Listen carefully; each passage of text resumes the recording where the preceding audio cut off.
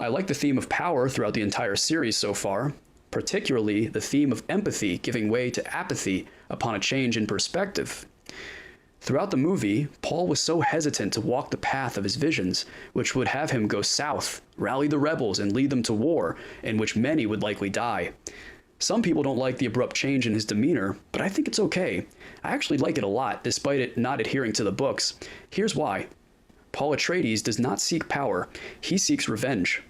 And maybe to achieve revenge, he needs power, but he dreads what may come of achieving power.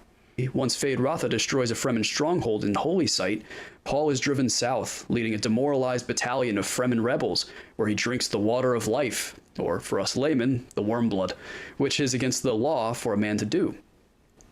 Unlike those other characters, Walter White, Anakin Skywalker, and the rest, who undergo gradual changes in pursuit of power, Paul abruptly and dramatically changes into a very different person. He's arrogant, aggressive, direct, selfish. Why? In Dune Part 2, and in much of life, a change in scale of an individual's perspective on life can change their priorities. It could change the way they think, the way they talk, the way they treat with people, the way they are perceived by other men, by other women. Think how mastering a job and earning money changed your life. Now imagine receiving the power Paul received. What Paul gained was perspective.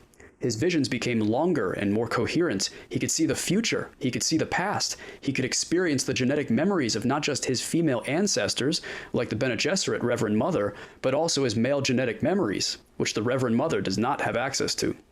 Paul went from being one of the Fremen to encompassing them. Paul gained the power of a god. The change was in scale, in knowledge, in capability, and it all happened very quickly.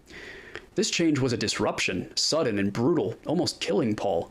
It took him from a caring individual who doubted and hated the prophecy he was within, to an aggressive tyrant for which the ends justify the means, now enthralled by his own capabilities.